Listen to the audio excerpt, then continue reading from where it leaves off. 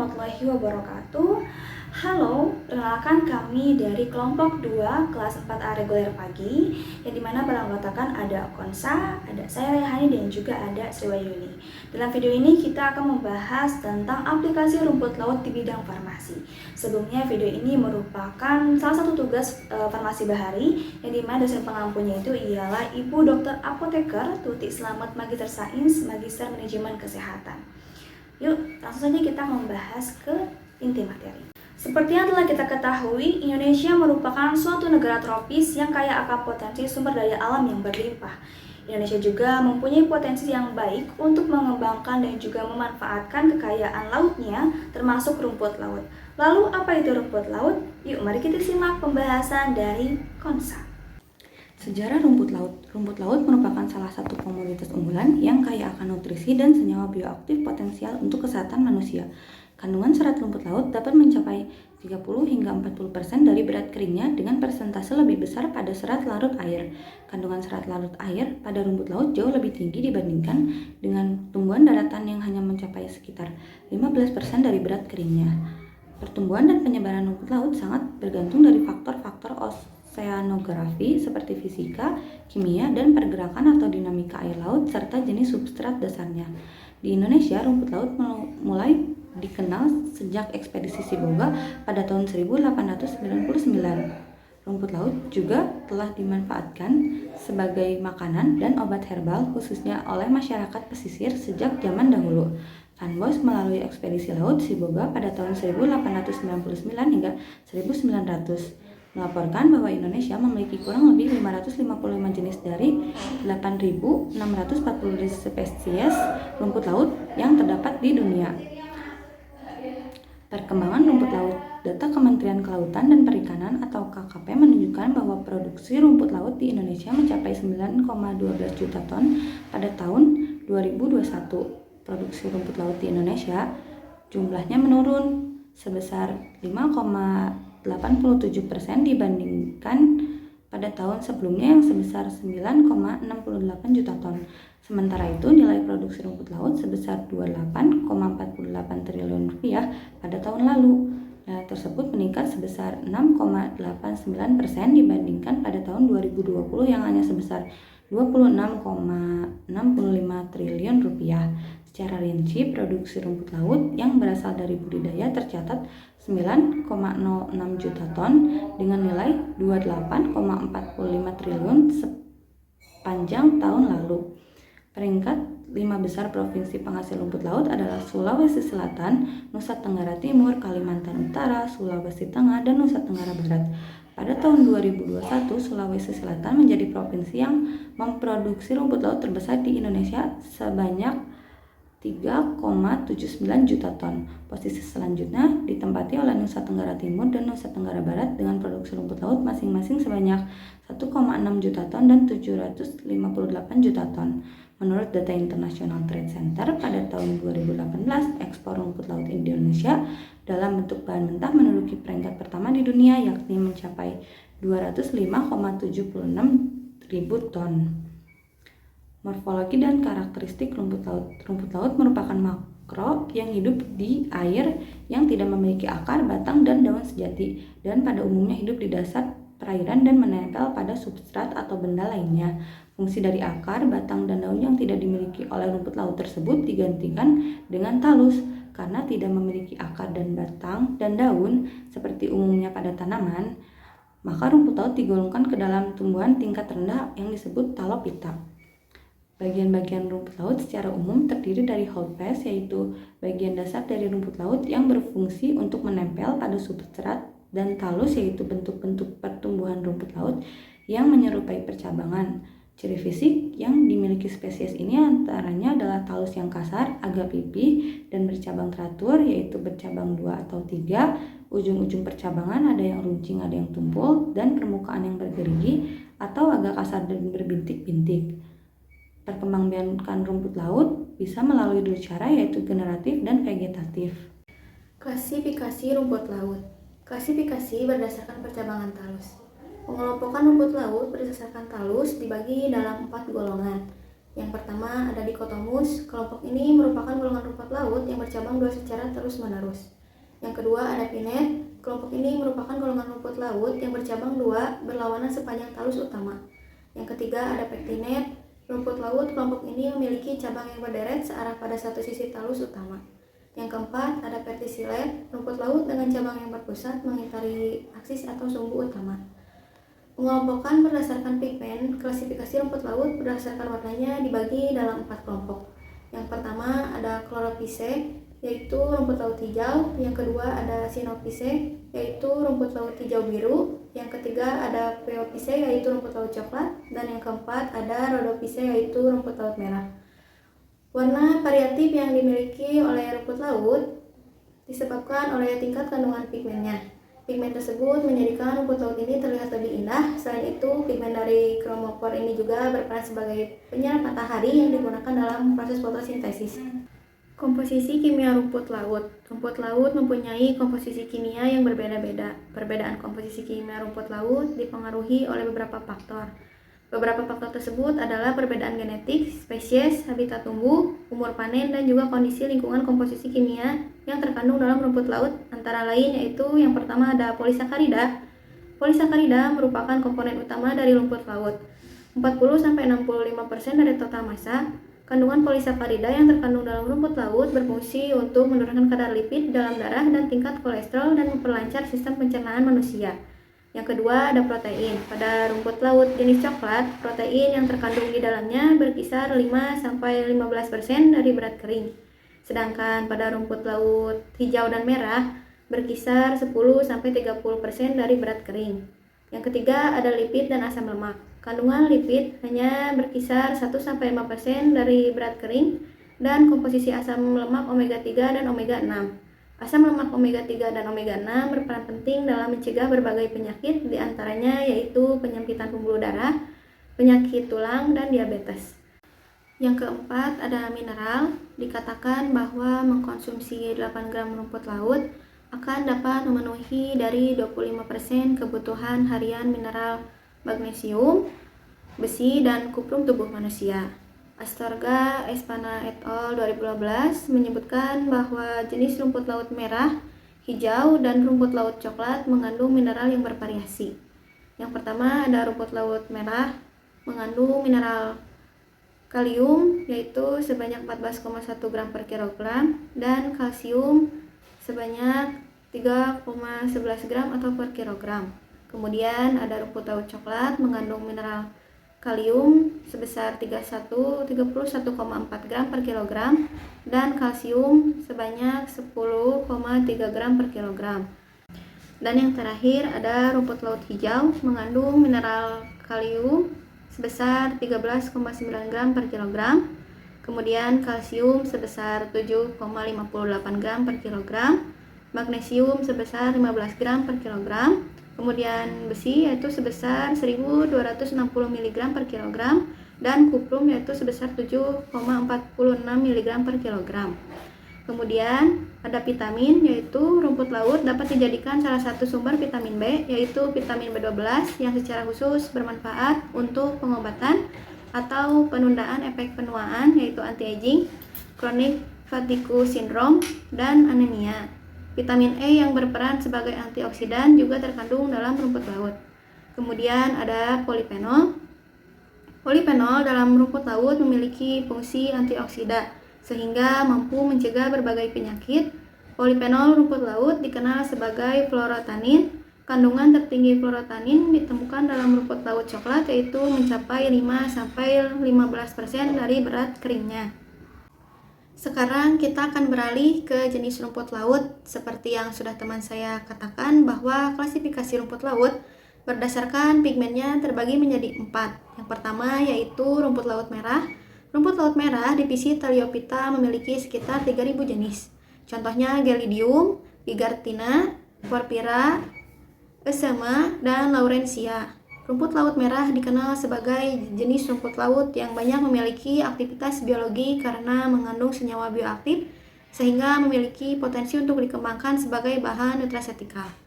Spesies rumput laut merah yang pertama yaitu ada Laurentia sp. Rumput laut merah genus Laurencia umumnya ditemukan pada perairan tropis maupun subtropis. 5 senyawa antibakteri yang diisolasi dari spesies Laurencia diketahui memiliki aktivitas terhadap bakteri seperti Staphylococcus aureus, Staphylococcus sp, Streptococcus pyogenes, dan Salmonella sp, dan Vibrio cholerae. Selanjutnya yang kedua ada Acanthophora sp, yaitu genus Acanthophora merupakan rumput laut merah yang paling banyak ditemukan di perairan tropis maupun subtropis. Acanthophora spicifera memiliki beberapa sterol yang dapat diisolasi yang menunjukkan adanya aktivitas antibakteri. Yang ketiga ada Gracilaria sp. Genus Gracilaria sp memiliki lebih dari 300 spesies. Genus ini berperan penting pada industri bioteknologi karena sebagai sumber agar dan agaros yang banyak digunakan pada industri makanan, farmasetika, dan kosmetik.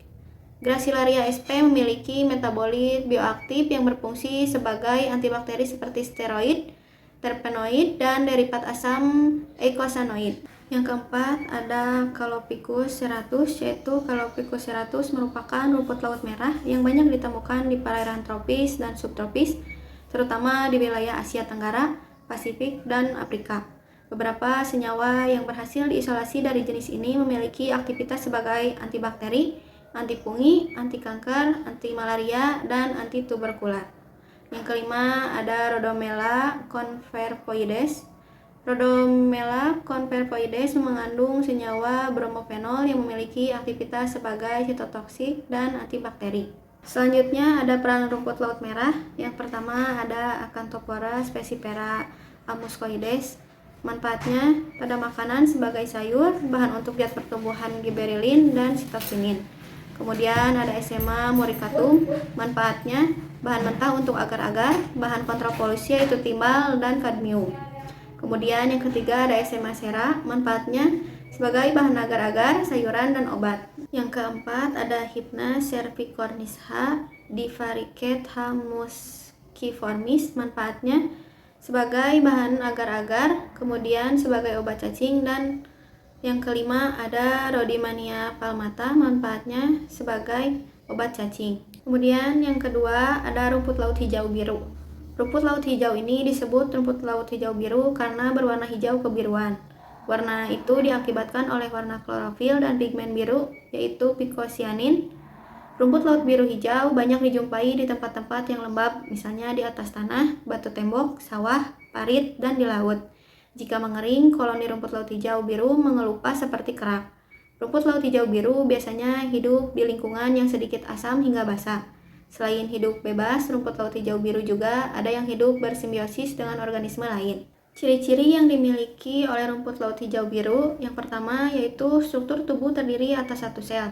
Ada pula yang bersel banyak berupa benang atau koloni. Yang kedua, tidak berkloroplas tetapi berklorofil. Yang ketiga, sel-sel bersifat prokaryotik, yaitu bahan ini belum terbungkus oleh membran inti atau karioteka. Yang keempat, sebagai vegetasi perintis, yaitu dapat hidup pada daerah yang tumbuhan lain tidak dapat hidup. Yang kelima, cara hidupnya sebagai epifit atau sebagai endofit pada hewan atau tumbuhan dan sebagai plankton. Yang terakhir, pada umumnya rumput laut ini berkembang biak secara vegetatif, yaitu dengan membelah diri atau fragmentasi. Kemudian, perkembangbiakan rumput laut hijau biru ada 3 yang diketahui. Yang pertama ada pembelahan sel.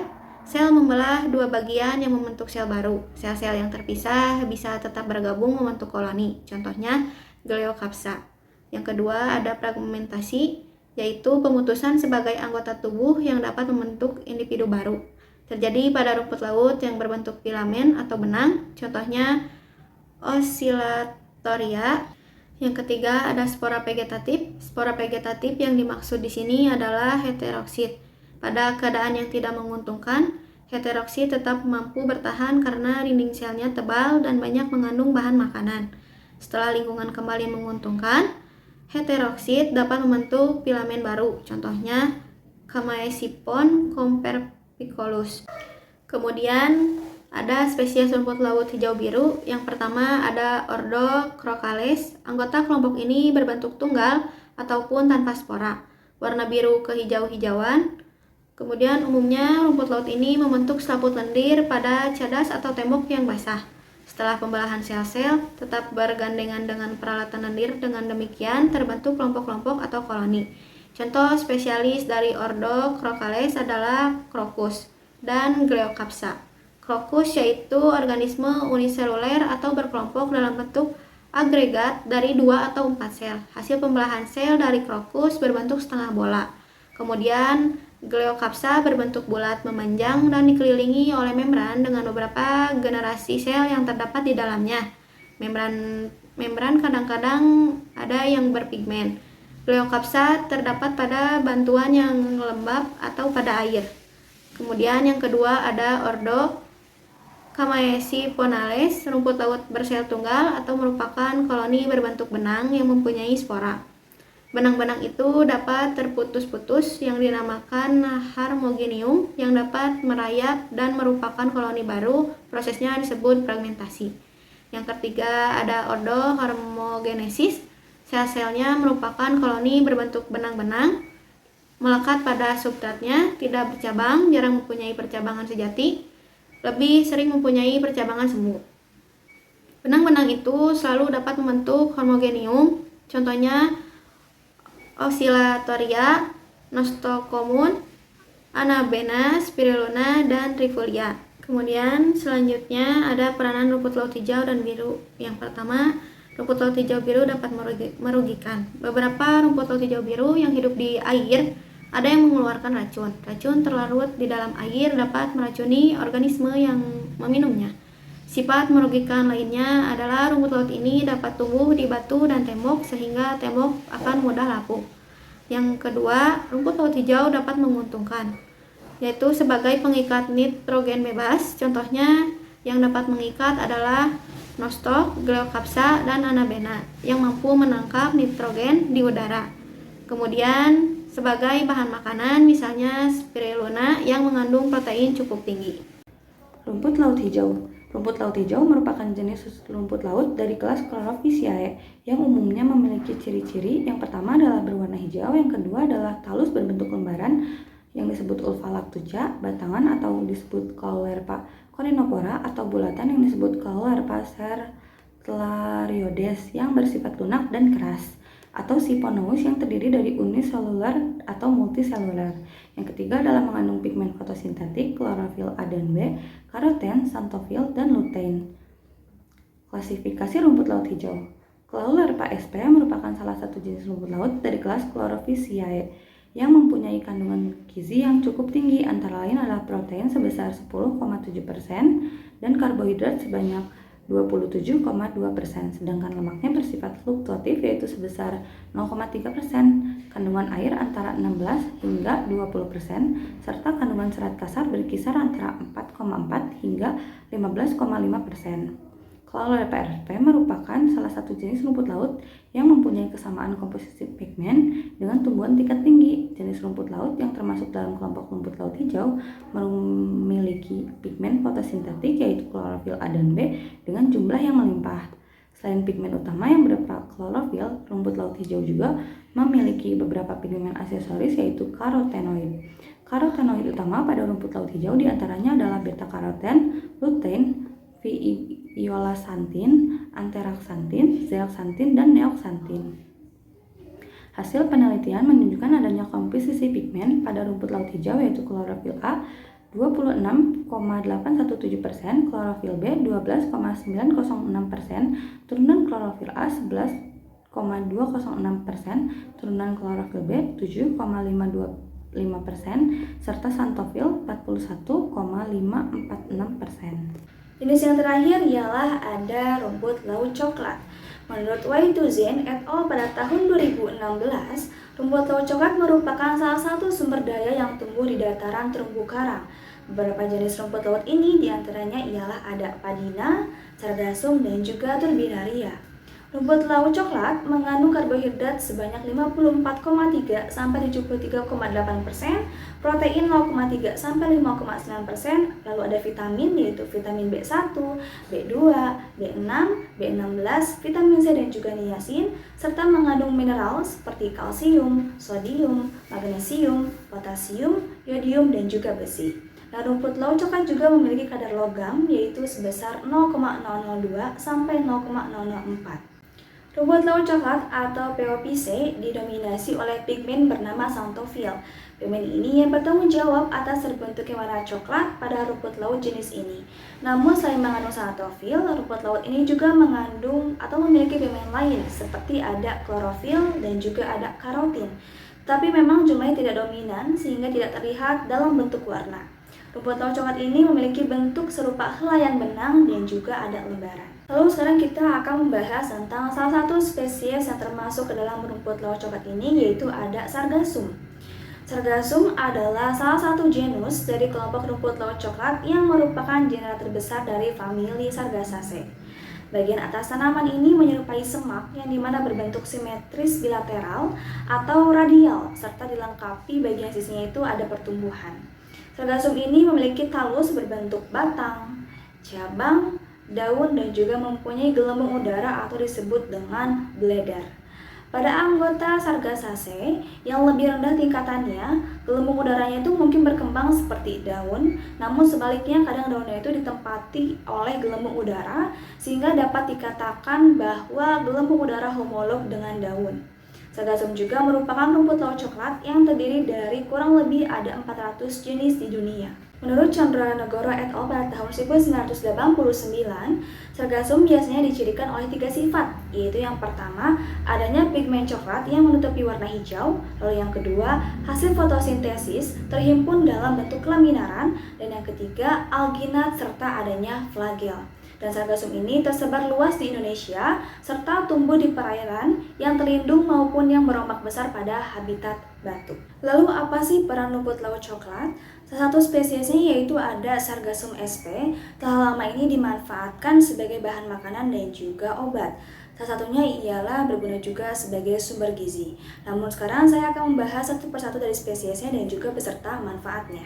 Spesies yang pertama ini ialah ada Sargassum ssp, yang dimana bermanfaat untuk makanan yang diperuntukkan untuk manusia dan juga makanan ternak karena mengandung protein, vitamin C, antibakteri, antitumor, sumber alginat, tanin dan juga phenolbarium. Lalu yang kedua ada Hermophysa sp, yang dimana berguna sebagai makanan untuk manusia yang juga bisa sebagai makanan ternak, yang dimana mengandung alginat atau alginat lebih tinggi yaitu 18% dari spesies Sargassum. Lalu yang ketiga ada Tribinaria sp, bermanfaat sebagai makanan untuk manusia dan juga makanan untuk ternak, mengandung alginat dan juga alginat. Lalu yang keempat ini ada Sargassum spp, Hermophysa spp dan juga Tribinaria spp, yang dimana kalau misalnya di dunia industri farmasi digunakan sebagai bahan untuk campuran tablet, salep, emulsi, suspensi dan juga stabilizer. Yang terakhir ada Sargassum sp. Kalau yang pertama tadi Sargassum spp, yang ini Sargassum sp bermanfaat bisa dibuat untuk iodin di bidang kesehatan dengan konsentrasi yang tinggi untuk pengobatan sakit konduk. Lalu selanjutnya kita akan membahas tentang kandungan komponen bioaktif rumput laut. Menurut Mabe et al. Pada tahun 1993, Nishizawa et al. Pada tahun 1987, dan juga Yoshi et al. Pada tahun 1994, komponen bioaktif pada rumput laut itu sangat bervariasi, tergantung dari beberapa faktor, diantaranya ialah spesies, kondisi geografis, musim atau cuaca, dari lingkungan, musim panen, suhu air, serta penanganan pasca panen. Komponen bioaktif yang pertama ialah ada komponen fenolik rumput laut.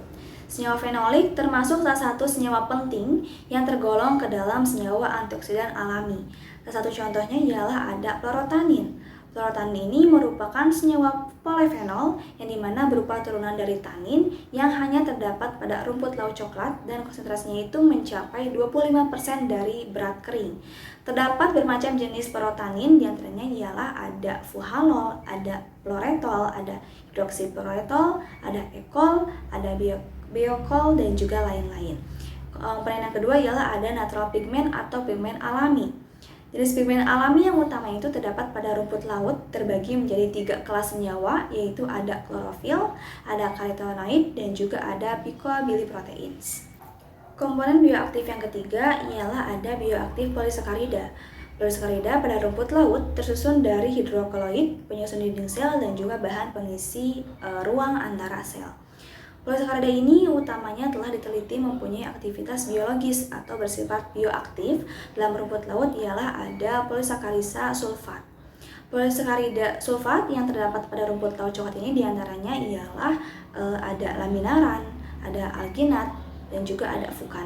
Dan dalam rumput laut merah sering ditemui itu adalah jenis sulfat galaktan seperti misalnya agar dan juga karaginan. Sedangkan bioaktif polisakarida sulfat yang terdapat pada alga hijau ialah ada pulvans. Komponen yang selanjutnya ialah ada komponen serat rumput laut. Rumput laut merupakan tumbuhan laut yang telah diteliti mengandung komponen serat yang tinggi. Kandungan serat pada rumput laut itu bervariasi, yaitu 36-60% dari berat kering, di mana 55-70% merupakan serat terlarut yang terdiri dari alginat dan juga karaginan, dengan jumlah yang bervariasi tergantung dari jenis rumput laut dan juga kondisi lingkungannya. Lalu komponen bioaktif selanjutnya ialah ada senyawa halogen. Senyawa halogen pada rumput laut merupakan senyawa metabolit sekunder. Biasanya dia itu mengandung ion halogen berupa ion klorida atau bromida dalam struktur kimianya. Dan secara umum ini ada 2 golongan ya, yaitu ada senyawa halogen non volatil dan juga ada senyawa halogen volatil. Dan senyawa halogen juga sering digolongkan sebagai monoterpana atau diterpana dan juga bahkan sesquiterpan. Bioaktivitas senyawa halogen pada rumput laut juga mulai diteliti dalam beberapa tahun terakhir. Senyawa halogen ini dari golongan terpenoid, yaitu ada phalacromenoic acid yang dimana diisolasi dari rumput laut coklat spesies Sargassum valax di perairan Australia ini menunjukkan adanya aktivitas sebagai anti kanker yang dimana diuji in vitro pada sel leukemia. Isolasi rumput laut dalam bidang farmasi merupakan proses pemisahan dan pemurnian senyawa-senyawa bioaktif yang terdapat dalam rumput laut dengan tujuan untuk pengembangan obat-obatan atau suplemen kesehatan. Rumput laut merupakan sumber yang kaya akan senyawa bioaktif seperti polisakarida, peptida, fenolat, dan pigmen karotenoid. Senyawa-senyawa ini memiliki potensi aktivitas biologis yang beragam, termasuk sifat antibakteri, antivirus, antitumor, antiinflamasi, dan antioksidan. Oleh karena itu, isolasi rumput laut telah menarik banyak minat dalam penelitian farmasi. Proses isolasi rumput laut umumnya melibatkan beberapa tahapan, termasuk pengumpulan dan pemilihan spesies rumput laut yang tepat, pembersihan dan pengeringan rumput laut, ekstraksi senyawa-senyawa bioaktif menggunakan pelarut tertentu, dan pemurnian senyawa melalui teknik seperti kromatografi. Metode isolasi yang digunakan dapat bervariasi tergantung pada jenis senyawa yang ingin diisolasi. Hasil isolasi rumput laut dapat digunakan untuk pengembangan berbagai produk farmasi seperti obat-obatan antiinflamasi, anti kanker, antimikroba, dan antioksidan. Mereka juga dapat digunakan dalam formulasi suplemen kesehatan untuk meningkatkan kesehatan dan kesejahteraan masyarakat. Namun, meskipun isolasi rumput laut menjanjikan dalam bidang farmasi, perlu dilakukan penelitian lebih lanjut untuk memahami mekanisme aksi senyawa-senyawa ini dan memvalidasi potensi terapeutik mereka. Isolasi rumput laut telah menjadi area penelitian yang menarik dalam bidang farmasi karena rumput laut mengandung berbagai senyawa bioaktif yang memiliki potensi terapeutik. Berikut ini adalah beberapa metode isolasi yang umum digunakan dalam penelitian isolasi senyawa dari rumput laut dalam bidang farmasi. Yang pertama ada ekstraksi dengan pelarut organik. Metode ini melibatkan penggunaan pelarut organik seperti metanol, etanol, atau kloroform untuk mengisolasi senyawa bioaktif dari rumput laut. Ekstraksi dapat digunakan dengan metode maserasi, ekstraksi sohlet, atau ekstraksi yang menggunakan alat pemekat seperti rotary evaporator. Yang kedua ada fraksinasi dan pemurnian dengan kromatografi. Setelah ekstraksi, dilakukan fraksinasi dan pemurnian lanjutan menggunakan teknik kromatografi seperti kromatografi kolom, kromatografi lapis tipis, kromatografi cair kinerja tinggi, atau kromatografi preparatif. Metode ini memungkinkan pemisahan dan pemurnian senyawa-senyawa spesifik yang terdapat dalam rumput laut. Yang ketiga ada bioassay guide isolation. Metode ini melibatkan pengujian uji biologis atau bioassay untuk membantu proses isolasi. Sampel rumput laut diekstraksi dan kemudian diuji terhadap aktivitas biologis yang diinginkan, seperti aktivitas antibakteri, anti kanker, atau antiinflamasi. Senyawa yang menunjukkan aktivitas biologis kemudian diisolasi dan diidentifikasi. Yang keempat ada pemurnian dengan teknik fisik. Selain metode ekstraksi dengan kromatografi, teknik pemurnian fisik seperti filtrasi, sentrifugasi, atau dislatasi juga dapat digunakan untuk mengisolasi senyawa-senyawa dari rumput laut. Pembahasan selanjutnya ialah yang menjadi inti dari video ini ialah apa sih manfaat rumput laut dalam bidang farmasi. Rumput laut ini kan memiliki banyak khasiat ya, seperti yang sudah dijelaskan oleh saya dan juga teman-teman saya. Karena dalam rumput laut ini kan terkandung banyak zat-zat yang sangat besar manfaatnya bagi tubuh sehingga mampu memberikan efek yang bagus. Yang pertama ini ialah manfaatnya sebagai detoksifikasi. Sebuah penelitian dari Universitas McGill di Kanada menjelaskan bahwa rumput laut mampu mendetoksifikasi tubuh dari zat-zat kimia radioaktif. Selain itu, rumput laut juga dapat membersihkan tubuh dari racun kadmium dan juga timbal yang dimana terkandung dalam asap rokok. Bukan hanya asap rokok saja, melainkan juga racun pada polusi udara yang ada di tempat industri. Lalu yang kedua ialah bermanfaat sebagai kesehatan jantung. Karena kandungan omega 3 dalam rumput laut baik untuk mencegah penyakit kardiovaskular seperti jantung, dan juga adanya kandungan astaxanthin pada rumput laut biasanya mengubah warnanya menjadi merah sehingga mampu mencegah pengembangan penyakit degeneratif seperti stroke, jantung, dan juga darah tinggi. Dan juga rumput laut mengandung folat yang dapat mencegah terjadinya penumpukan homeocysteine untuk menghindari terserang penyakit jantung. Dalam rumput laut juga ternyata banyak sekali terkandung lignin jenis antioksida yang dimana mampu mencegah penyakit kanker seperti kanker payudara. Manfaat yang ketiga ialah baik untuk pencernaan. Alginat, zat yang terkandung dalam rumput laut coklat, mampu memperkuat dinding usus. Selain itu, mengonsumsi rumput laut coklat juga dapat meningkatkan bakteri baik pada usus sehingga dapat melancarkan proses pencernaan. Hal ini telah diteliti oleh para ilmuwan di University of Newcastle. Lalu manfaat yang keempat ialah dapat mencegah pengeroposan tulang. Di mana kalsium dihasilkan dari rumput laut dengan kandungannya yang 5 kali lebih besar dibandingkan dengan susu. Bagi perempuan yang di usia lanjut, lebih baik mengonsumsi rumput laut untuk mencegah terjadinya gejala penyakit osteoporosis. Lalu manfaat yang kelima ialah dapat menjadi makanan diet sehat. Beberapa jenis rumput laut mengandung pigmen fukosantin yang dimana membantu mengubah lemak menjadi energi. Berbagai penelitian membuktikan bahwa rumput laut memiliki pengaruh yang besar terhadap penurunan berat badan, kadar lipid, dan juga total kolesterol. Karena kandungan kadar zat laut air yang terkandung dalam rumput laut ini memberikan rasa kenyang sehingga dapat mengurangi asupan energi dalam tubuh dan dapat diperhitungkan sebagai bahan makanan yang dapat menurunkan berat badan pada penderita obesitas. Namun perlu diketahui bahwa mengonsumsi rumput laut yang berlebihan juga sebetulnya tidak baik bagi kesehatan. Sehingga lebih baiknya mengonsumsi rumput laut ini ialah 2 kali dalam seminggu dengan porsi yang baik. Lalu pengaplikasian yang terakhir ialah rumput laut ini dapat menjadi bahan baku untuk kosmetik. Salah satunya ialah spesies Escherichia cottonii banyak digunakan pada berbagai macam produk non-pangan seperti dalam formulasi kosmetik dan juga sebagai bahan baku untuk krim pencerah kulit. Hal ini didukung dengan pernyataan dari Wajanah et al. Pada tahun 2017. Mereka memaparkan bahwa senyawa fenohidrokinon, flavonoid, dan juga triterpenoid yang dimana terkandung pada rumput laut Escherichia cottonii ini berpotensi sebagai bahan baku krim di wajah. Dalam industri kosmetik, penggunaan rumput laut memiliki fungsi sebagai antioksidan. Dan antioksidan ini dalam rumput laut itu bisa mencegah kerusakan akibat radikal bebas pada kulit dan juga melindungi kulit terhadap penuaan atau bisa sebagai anti-aging.